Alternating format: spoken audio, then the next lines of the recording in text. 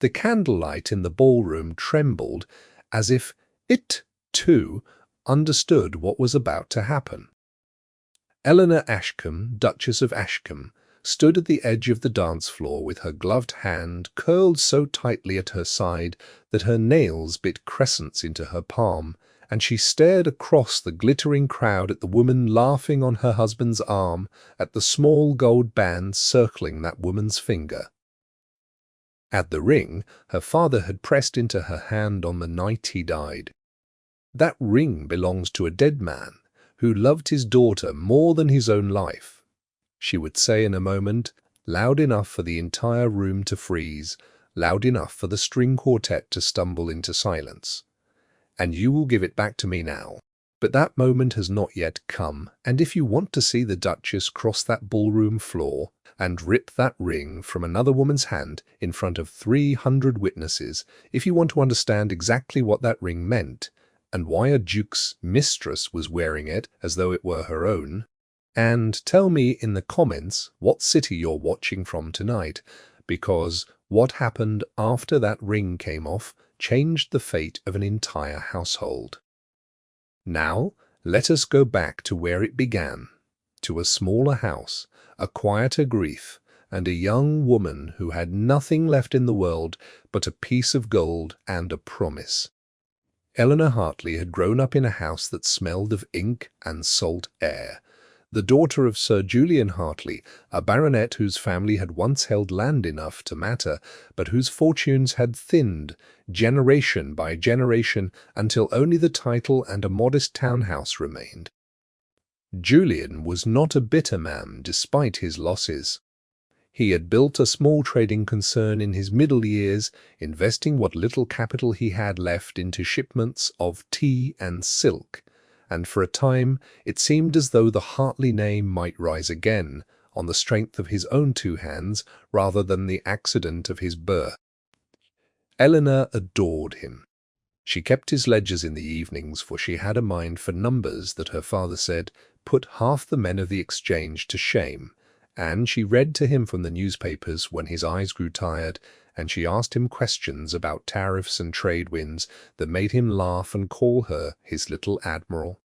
There was no mother in that house. She had died bringing Eleanor into the world, and so father and daughter had built between them a bond unusually close, unusually honest, the kind of bond that made the rest of the world feel distant and unnecessary. They did not need society. They had each other and a warm hearth, and Eleanor believed all the time left to build something lasting. Then came the winter that took everything. A partner Julian had trusted for a decade, a man named Aldous Renner, who managed the counting house and the correspondence with their shipping agents, began quietly diverting funds into ventures of his own, forging entries in the ledgers Eleanor herself had once kept so faithfully before her father in his growing trust, had handed the daily accounting over to Renner entirely. By the time the fraud was discovered, 3 ships' worth of investment had vanished into accounts no one could trace, creditors were at the door, and Julian Hartley, a proud man who had never in his life failed to honor a debt, found himself facing ruin, not through his own failure. The strain of it broke something in him. He did not live to see the spring. On the night before he died, weak and fevered in the bed, Eleanor refused to leave. He took from beneath his pillow a small ring, plain gold, bearing a crest so worn it was nearly smooth, and he closed her fingers around it with a grip that still had strength in it, despite everything else failing. "This was my mother's," he told her, "and her mother's before that, and it is the only thing of value left that no creditor can take from you, because it was never truly mine to sell. Keep it close, Eleanor. There is more truth in this small ring than in all the papers Renner ever forged, and one day, if God is kind, it will tell you what I could not live to prove." She had not understood him then. She had been too consumed with grief to ask what he meant, and by the time she thought to press him further, he was gone, and the ring was the only voice he had left to speak with. The months that followed were a slow drowning. The creditors took the house, the furniture, even the modest carriage Julian had kept for appearances' sake. Eleanor, not yet 21, found herself with a single trunk of belongings and a name that opened doors only so that people could look at her with pity before closing them again. It was in this state, threadbare and proud and utterly alone, that she came to the attention of Edmund Ashcombe, Duke of Ashcombe, man 12 years her senior, whose own family had long been acquainted with the Hartleys in some distant, formal way. The match that followed was not born of romance. It was plainly a transaction. The Duke required a wife of respectable if diminished lineage, one who would not embarrass him and would not, more importantly, come tangled in the scandal-hungry gossip that followed heiresses of new money. Eleanor required rescue from a poverty that had begun to frighten her in its totality. Edmund's solicitor arranged the settlement with the cool efficiency of a man closing a business deal, and within 4 months of her father's death, Eleanor Hartley became Eleanor Ashcombe, Duchess of Ashcombe, mistress of a house larger than any she had ever imagined, and a stranger in her own marriage bed. The Duke was not cruel to her. Not in any way she could have named to a magistrate. He was simply absent.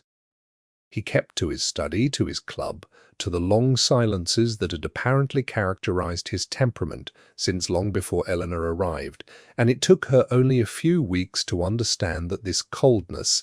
had a name, and that name was Lady Vivian Colworth. Vivian was everything. Eleanor was not born to wealth that had never once faltered. Polished by a mother who had raised her specifically to charm men of title, and utterly without shame in the way she moved through Edmund's life, as though the marriage vows he had spoken were a formality. She had been, by every account the servants murmured when they thought Eleanor could not hear, the woman Edmund had wished to marry before his family intervened, citing some old scandal attached to the Colworth name that made the match unsuitable. He had married Eleanor instead, and Vivian had simply refused to leave his life, installing herself as a fixture at his townhouse under the guise of old friendship, dining with him 3 evenings a week, riding with him in the mornings, filling the space in his days that a wife might reasonably have expected to fill herself. Eleanor bore it the way she had learned to bear most things since her father's death, with a straight back and a still face and a private ledger of grievances. She confided to no one. She kept the ring on a chain beneath her bodice, close to her heart, the one true thing left to her in a house full of borrowed grandeur and unspoken humiliation. At night, alone in the vast cold bedroom that adjoined but never connected to her husband's, she would hold the ring in her palm and remember her father's words. There is more truth in this small ring than in all the papers Renner ever forged. She did not yet know what that truth was. She only knew that it was hers, the last unstolen thing in a life that had been quietly, methodically stolen from her piece by piece, and she guarded it as fiercely as she guarded what remained of her own dignity. It was on a grey afternoon in her 2nd month as Duchess that the first crack appeared in the wall of resigned endurance Eleanor had built around herself, and it came, unexpectedly, in the form of the Duke's steward, a narrow-faced man named Josiah Pruitt, who managed the estate's accounts with an officiousness that struck Eleanor as somehow familiar. She could not say why. There was something in the particular slant of his handwriting when he presented her the household ledgers for approval, something in the way he shuffled certain pages faster than others that snagged at a memory she could not quite place. She thought little of it at first, dismissing the unease as simple grief transposed onto an innocent stranger, for grief did strange things to the mind, made phantoms of ordinary men, but the feeling did not leave her. It followed her through the weeks, small and persistent, the way a splinter works its way toward the surface of the skin long after the injury that caused it has been forgotten. Vivian, for her part, seemed to sense in Eleanor a rival worth tormenting rather than ignoring, and she set about the task with the practiced cruelty of a woman who had never once been denied anything she wanted. At a dinner Edmund hosted for several of his political associates, Vivian arrived uninvited on his arm, seated herself at Eleanor's right hand as though the placement were natural, and spent the evening directing small glittering barbs at the new Duchess's provincial manners, her plain gowns, her father's failed business. Each comment delivered with a smile so warm that no one at the table seemed to notice the knife beneath it except Eleanor herself, who absorbed each cut in silence because to respond would be to confirm herself exactly the unpolished creature Vivienne wished the room to believe her. Edmund said nothing to defend her. He watched the exchange with the same distant, unreadable expression he wore for most of his waking hours, and later, when Eleanor asked him privately whether he intended to permit his mistress to insult his wife under his own roof, he had looked at her with something that might have been the ghost of an apology and said only, "Vivienne means no true harm. You would do well not to take her so seriously," before retreating once more into his study and the silence that had become his native country. It was a small thing in the end that first alerted Eleanor to the possibility that her isolation in that house was not merely social, but architectural, deliberately constructed by people who had reason to want her powerless and unobserving. She began, quietly, to watch. She watched Pruitt's hands when he thought no one saw them. She watched the way certain invoices for the estate's tenant farms never quite matched the sums Edmund believed he was paying out. Small discrepancies she noticed only because her father had trained her eye for exactly such irregularities years before Renner had ever taught her the opposite lesson, that a trusted man's ledgers could lie as easily as a stranger's. She watched Vivian's maid deliver letters that were never announced to the rest of the household, sealed with wax the color of dried blood. And she watched, most of all, her own reflection in the long mirror of her dressing room each night, a young woman growing thinner and quieter in a house that seemed built to erase her, and she made herself a private promise that she would not disappear. Whatever truth her father had died trying to tell her, whatever secret his final gift concealed, she intended to find it, even if it took every ounce of the composure she had left. The autumn that followed brought with it a season of balls and dinners that forced Eleanor into a kind of performance she had never wanted, smiling through gatherings where she was tolerated rather than welcomed. Where the other titled ladies spoke to her with the careful politeness reserved for a duchess whose position was understood to be more decorative than deserved, she endured it because Edmund required it of her, because appearances mattered more to the Ashcombe name than her comfort ever would, and because, if she were honest with herself in the quiet hours before dawn, she had begun to hope, however faintly, that consistent presence and quiet dignity might eventually earn her husband's genuine regard rather than his polite indifference. It was a foolish hope, perhaps, but grief teaches a person to survive on small hopes when larger ones have been taken away, and Eleanor had grown skilled at surviving. It was, at one such gathering, a musical evening hosted by the Dowager Marchioness of Selwyn, that Eleanor first noticed the ring.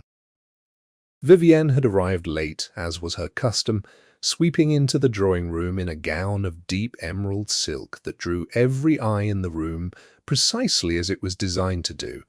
and as she extended her hand to accept a glass of wine from a passing footman, the candlelight caught something small and gold on her finger. A plain band, with a crest worn nearly smooth.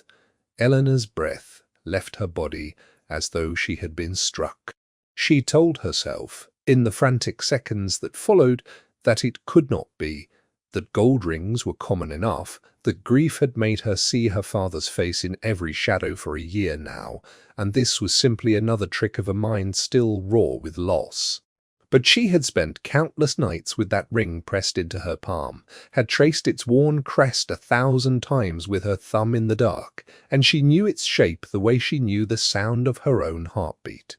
She did not approach Vivienne that evening. She could not have trusted her own voice. She retreated instead to a corner of the room, her hand pressed flat against her chest, where her own ring lay hidden beneath silk, and she understood with a clarity that frightened her that the two rings could not both be genuine, that somewhere in the tangled history of her father's ruin and this glittering house she had been exiled into, the truth her father had promised her was finally unmistakably beginning to surface. Sleep did not come to Eleanor that night, nor for several nights after. She lay in the vast cold bed that had never truly become hers, and turned the sighting over and over in her mind, searching for an explanation that would let her set the matter down and stop the slow, cold dread building in her chest. There was, she told herself at first, a simple possibility that the ring on Vivienne's finger was merely similar, a common enough design among old families who favoured plain gold and worn crests, and that her grief-sharpened eye had manufactured a resemblance where none truly existed. But the more she pressed at this comfortable explanation, the more it crumbled beneath her, because she remembered now, with sudden and terrible precision, a detail her father had once mentioned in passing during the last good months before Renner's fraud came to light. He had spoken of a matching pair, two rings cut from the same mould, generations ago when the Hartley line had been prosperous enough to commission such things. One kept within the family, and one gifted long ago to a Colworth bride in a marriage meant to bind two struggling estates together before the arrangement soured and the families became strangers to one another. Eleanor had thought nothing of the story at the time, a scrap of old family history, offered the way fathers offer such things to daughters on quiet evenings. But now it sat in her mind like a lit match dropped near dry paper. She began, in the weeks that followed, a private investigation so careful that even the household staff who saw her daily noticed nothing amiss beyond a certain new watchfulness in the young Duchess's manner. She requested, under the pretense of familiarizing herself with the estate's history, access to the old correspondence kept in the Ashcombe Library, letters exchanged decades earlier between the Duke's late father and various families of standing, including, she discovered with a hand that trembled as she turned the brittle pages,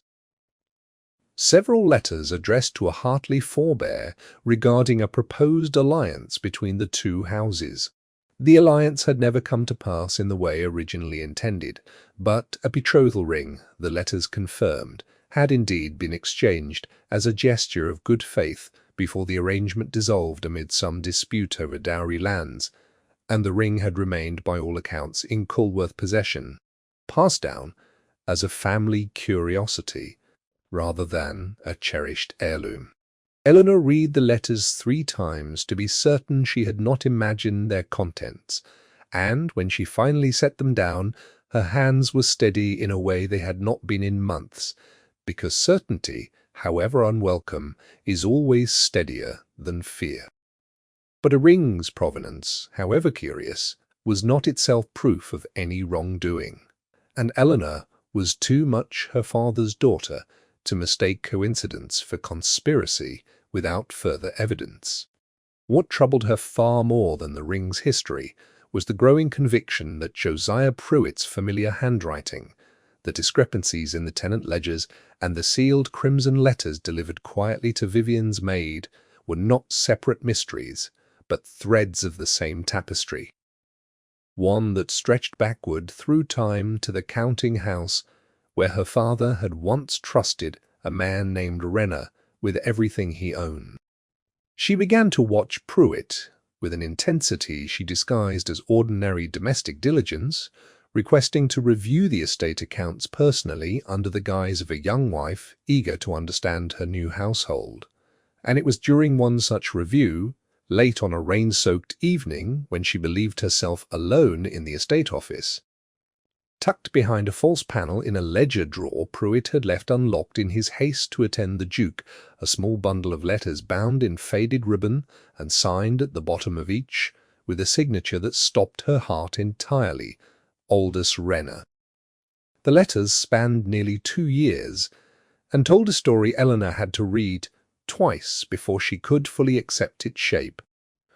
Renner, it seemed, had not vanished into obscurity after fleeing the ruin of her father's trading house as she had always assumed. He had instead resurfaced under careful patronage, his considerable talent for manipulating ledgers and forging entries put to new use, managing the finances of families who valued discretion over honesty, and among his clients the letters made unmistakably clear was the Colworth estate,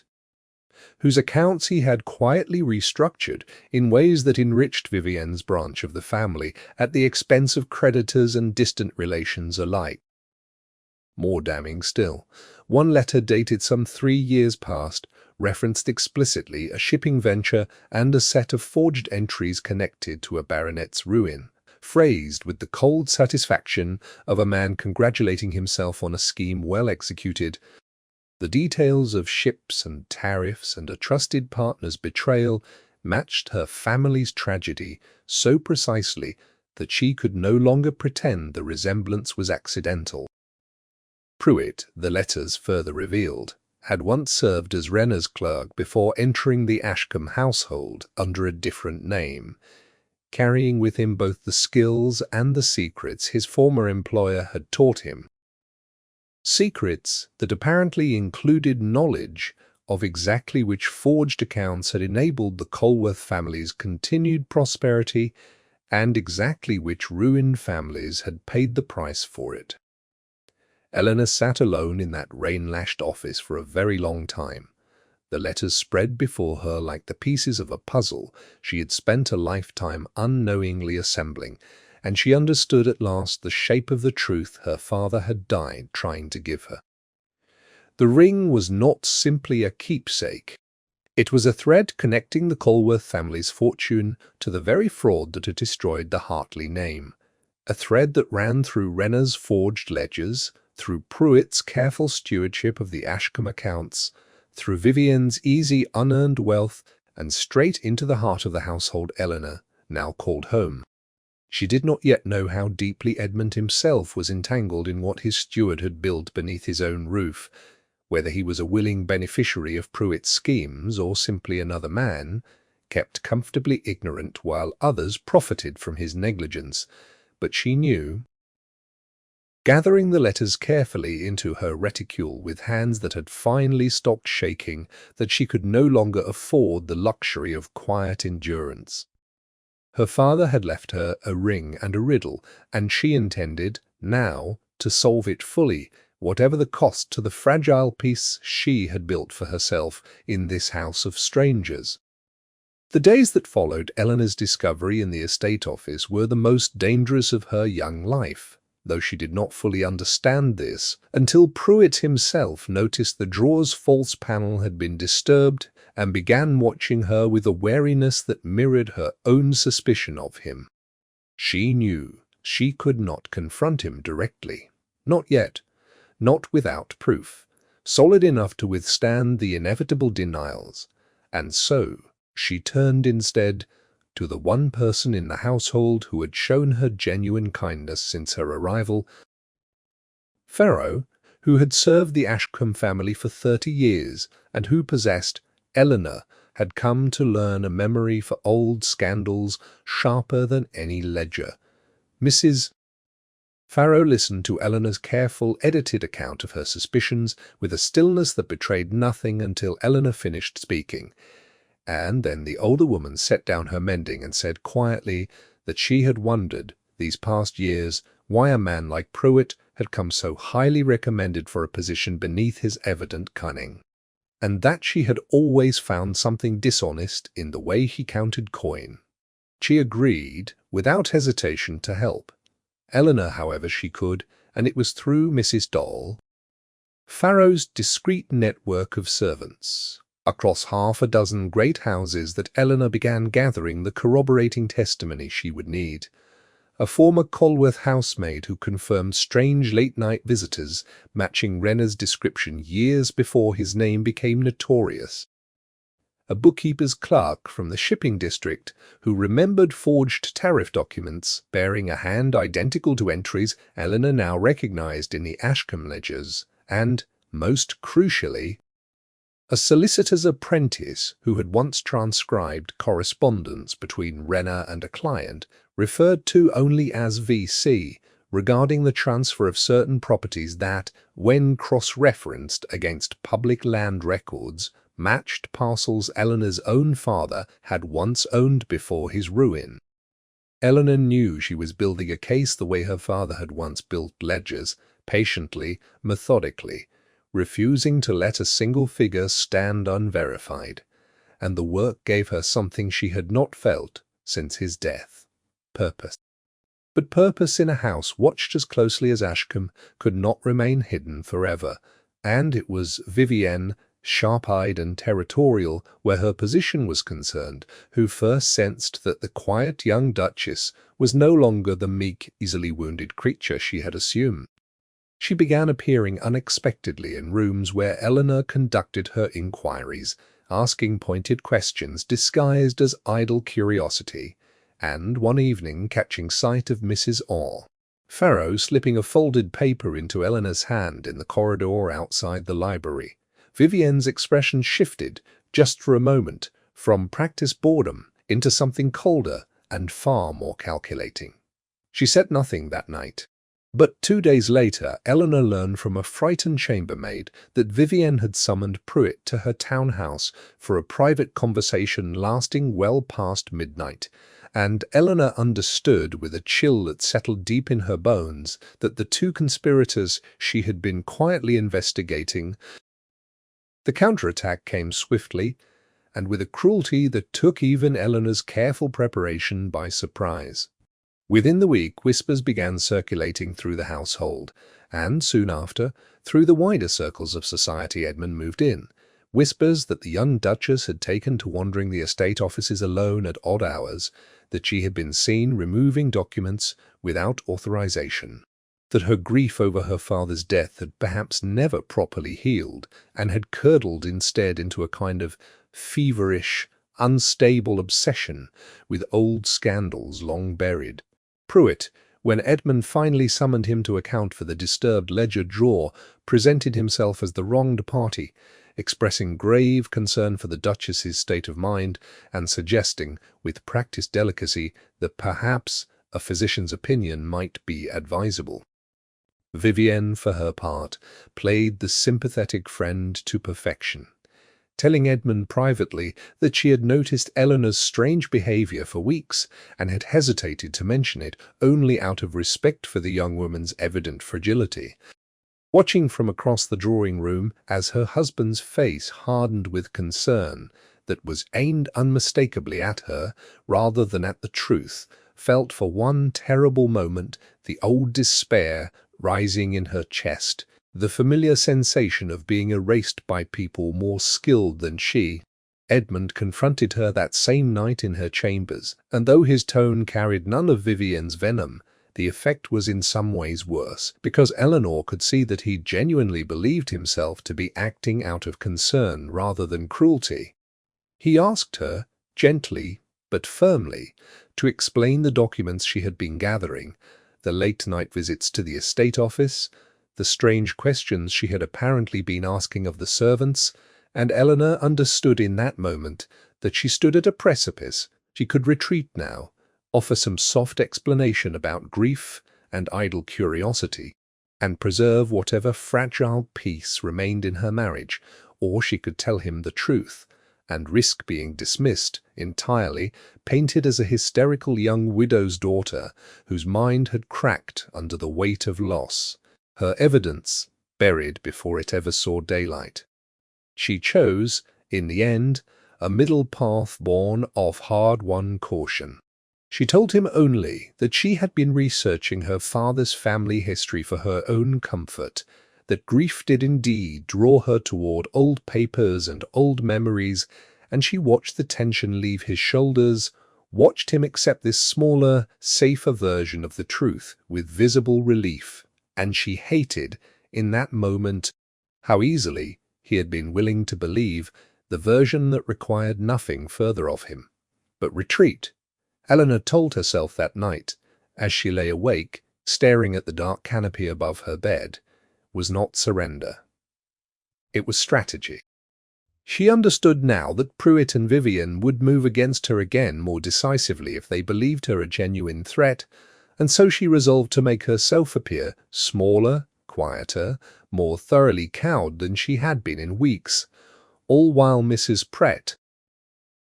Farrow's network continued its patient work in the shadows the household no longer thought to watch. She sent, through channels so discreet that even the coachman who carried her letters did not know their contents, an inquiry to a magistrate in the shipping district known for his integrity and his long memory for financial fraud, a man who had, it turned out,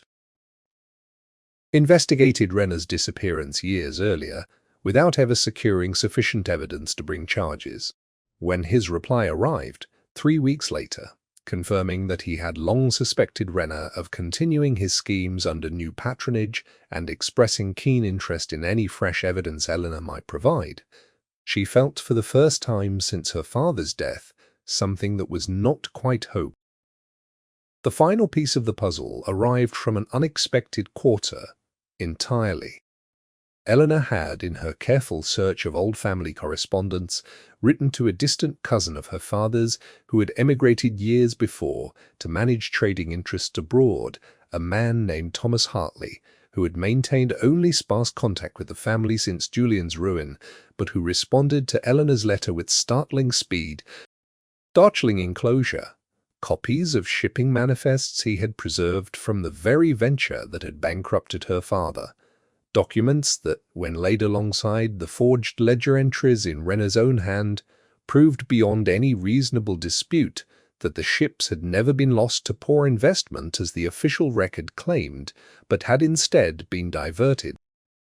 Their cargoes sold quietly through Colworth-controlled trading contacts, while insurance claims were falsified to cover the loss on paper. It was, Eleanor realized as she read Thomas's letter by candlelight, the single piece of evidence that transformed a pattern of suspicious coincidence into an unbroken chain of proof, one that led directly from her father's death to Renner's forgeries, to Pruitt's stewardship to the ring now sitting so casually on Vivian Colworth's finger, a ring that, Eleanor now understood with total clarity, had likely been given to Vivienne not as an old family curiosity at all, but as payment, however small, for her family's complicity in a scheme that had ruined the Hartleys and enriched the Colworths in equal terrible measure. With the evidence assembled and the magistrate's interest secured, Eleanor faced a final and far more delicate question: how and when to bring the truth into the light in a way that could not be dismissed, buried, or twisted back against her as further proof of an unstable mind. She understood with the same clear-eyed practicality her father had taught her of her childhood ledgers that a private confrontation would accomplish nothing. Pruitt would deny everything, Vivienne would weep and appeal to Edmund's guilt, and the whole affair would be smoothed over within the family's walls. The way such things always were smoothed over for families with enough name and enough money to make inconvenient truths disappear. The revelation, if it was to matter, had to happen publicly, before witnesses of standing whose testimony could not later be discounted, before Edmund himself in a setting where his own reputation would be bound up in how he responded. And so when the invitation arrived for the grand autumn ball hosted by the Ashcombe family itself, the largest social gathering of the season, attended by half the peerage, and crucially, by the magistrate Eleanor had corresponded with, who accepted a discreetly arranged invitation as a guest of a mutual acquaintance, Eleanor understood that fate Or perhaps her father's careful ghost had handed her the perfect stage. The weeks leading up to the ball tested every ounce of composure Eleanor possessed. She continued to play the role of the quiet, chastened Duchess, attending fittings for her gown with apparent indifference, allowing Vivian's small cruelties to pass unanswered at the dinners and teas that filled the season's calendar, all while Mrs. Farrow quietly secured written statements from the housemaid, the bookkeeper's clerk, and the solicitor's apprentice, statements sworn before a notary and locked, along with Renner's letters and Thomas Hartley's shipping manifests, in a strong box Eleanor kept hidden beneath the floorboards of her own dressing room. The one space in the house she trusted no one else to enter. She rehearsed, in the privacy of those long, sleepless nights, exactly what she would say when the moment came, refining the words until they carried the precision of a legal indictment, rather than the raw grief that still lived, undimmed, beneath every syllable. She thought often of her father in those weeks, of his steady hands over the household ledgers, of his voice telling her there is more truth in this small ring than in all the papers Renner ever forged, and she understood now with a clarity that felt almost like his presence beside her, that he had known, even as he lay dying, that the ring alone would never be proof enough, that it would take his daughter's own patience and intelligence to gather the rest, and that he had trusted her entirely to finish what his final months had not allowed him to complete. The night of the ball arrived cold and clear, the Ashcombe townhouse blazing with candlelight from every window, carriages lining the street for a quarter-mile as the cream of the peerage arrived in silks and jewels to see and be seen. Eleanor dressed with unusual care, choosing a gown of deep sapphire that Edmund had gifted her early in their marriage and had never once complimented, and, beneath its bodice, resting once more against bare skin rather than hidden on its chain, she wore her father's ring, though she kept it turned inward against her palm, where a glove would hide it until the moment came she had arranged. Through a note passed discreetly by Mrs.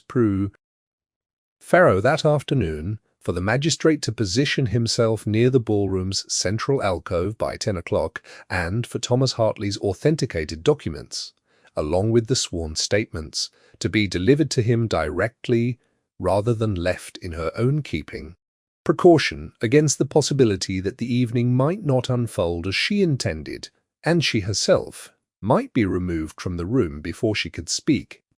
The ball proceeded for its first 2 hours, exactly as such evenings always did, a glittering parade of music and shallow conversation,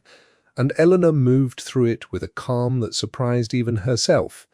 greeting guests, dancing once with Edmund in a formal,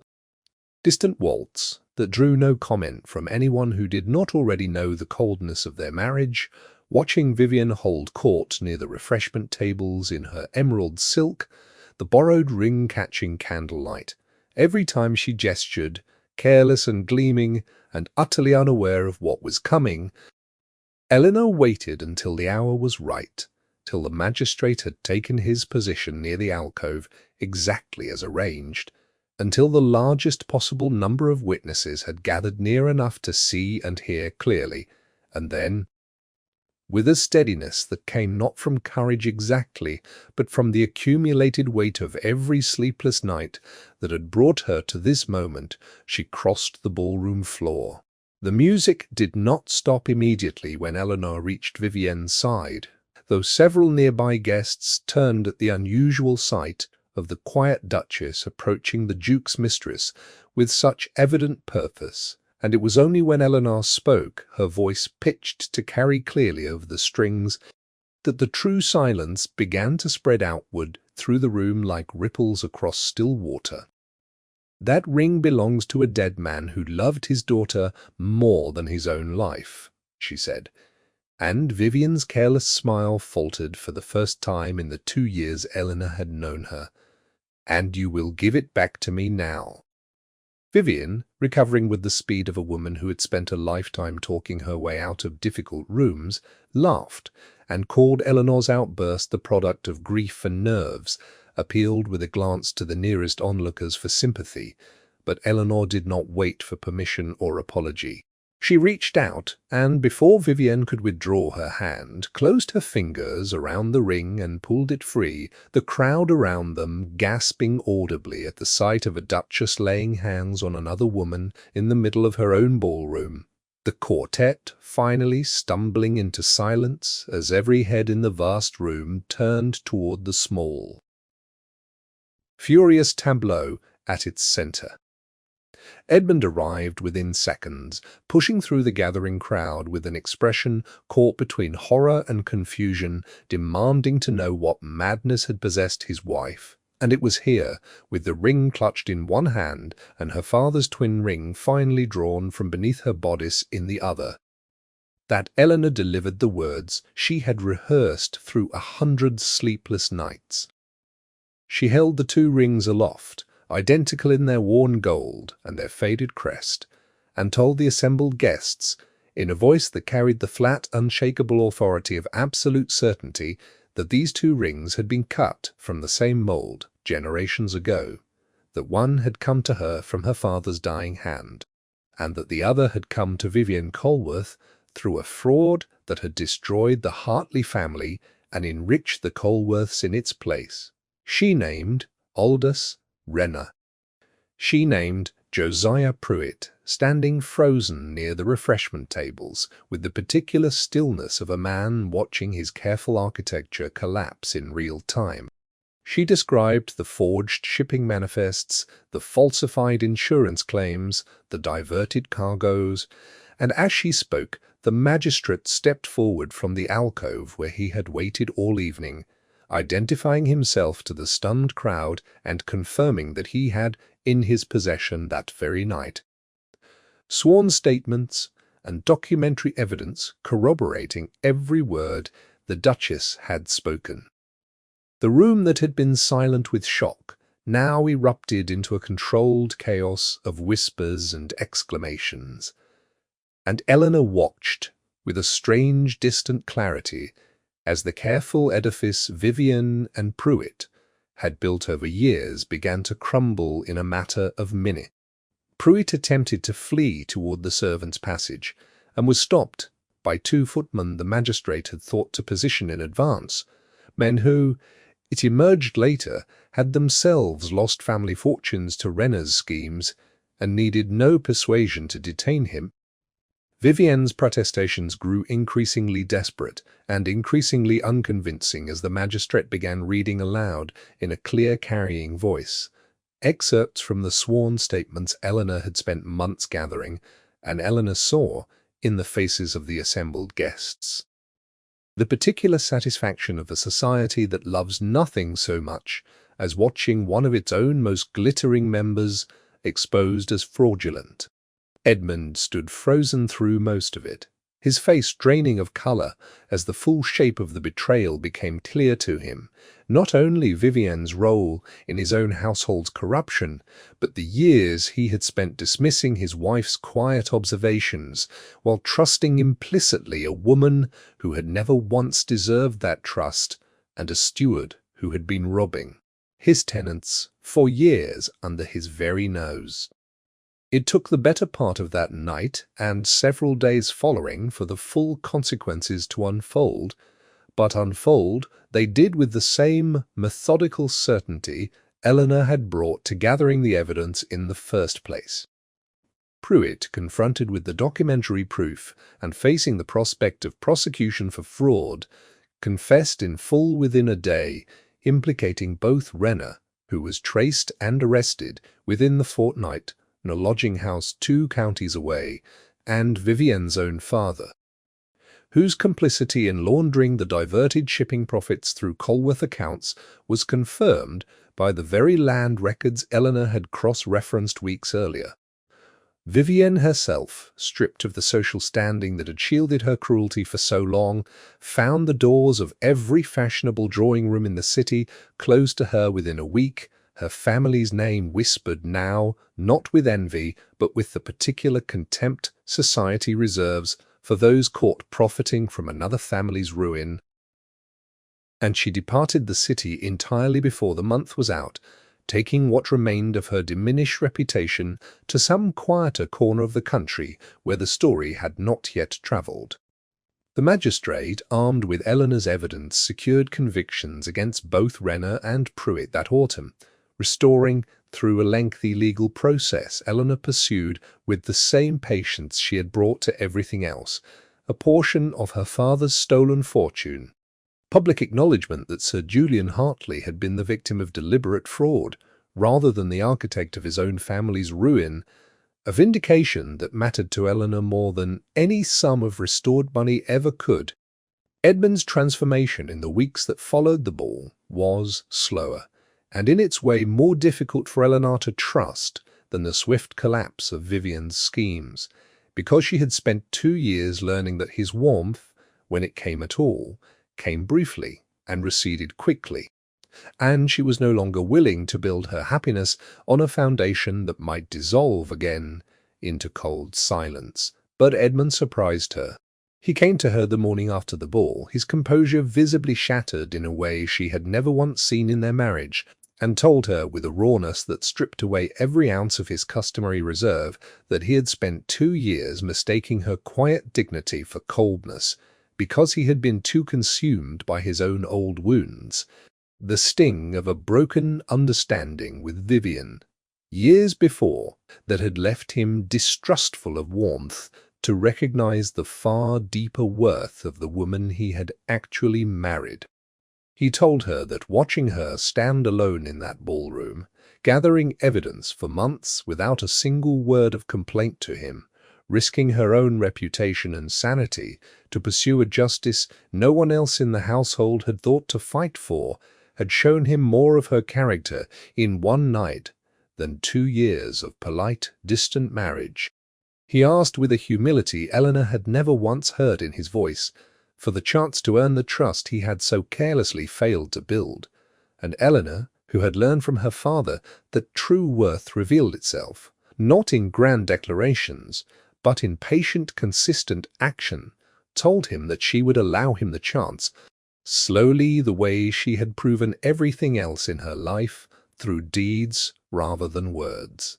The months that followed bore out that promise in ways that surprised even Eleanor's cautious heart. Edmund dismantled the arrangements that had allowed Pruitt's corruption to flourish unnoticed, instituting a system of household accounting that gave Eleanor equal oversight, a decision that scandalized several of his more traditional peers and delighted Eleanor,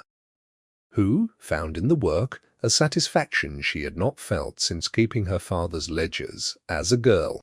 He sought her counsel, not as a formality, but as genuine practice, consulting her on estate matters and tenant welfare with a seriousness that transformed their marriage from a cold arrangement into something neither of them had quite dared to hope for, a genuine partnership that Vivian had once mocked as provincial and unrefined. Eleanor watched over that winter. The man she had married slowly emerged from behind the guarded distance he had maintained for years, discovering in him a warmth and a dry, unexpected humor she had never been permitted to glimpse before, and she allowed herself, cautiously, the way one tests ice before trusting it to bear full weight, to believe that the affection growing between them was genuine rather than merely grateful. By the time the following autumn's ball arrived, the household that gathered to host it bore little resemblance to the one Eleanor had entered as a frightened, grieving bride 2 years before. Mrs. Farrow, promoted now to a position of trust and authority that reflected her role in uncovering the truth, oversaw the arrangements with visible pride. The tenant farms, freed from Pruitt's quiet extortions, thrived under fairer management that Eleanor herself helped design. And when Eleanor descended the great staircase that evening in a gown of deep sapphire, her father's ring worn openly now on a fine chain at her throat, rather than hidden beneath silk, a public rather than a secret testament to the man who had loved her enough to leave her a single small clue, Edmund met her at the bottom of the stairs, took her hand and told her in front of the assembling guests that she was the finest woman he had ever known, and that he intended to spend the remainder of his life proving himself worthy of the trust she had against every reasonable expectation. The ballroom that had once witnessed her humiliation now witnessed instead the quiet, hard-won triumph of a woman who had refused to let her father's death be the final word on her family's worth, who had turned a single inherited ring into an unbreakable chain of truth, that the quiet strength her father had always seen in her was worth more than every glittering borrowed advantage her enemies had ever possessed. It was, Eleanor thought, as the music swelled and Edmund led her onto the floor before all their assembled guests, exactly the kind of justice her father would have wanted for her, earned, not through inheritance or title, but through patience, integrity. And as she danced beneath the same chandeliers that had once witnessed her disgrace, she understood at last that some rings are not merely ornaments, but promises, and that a promise kept, however long it takes, is worth every sleepless night spent honoring it.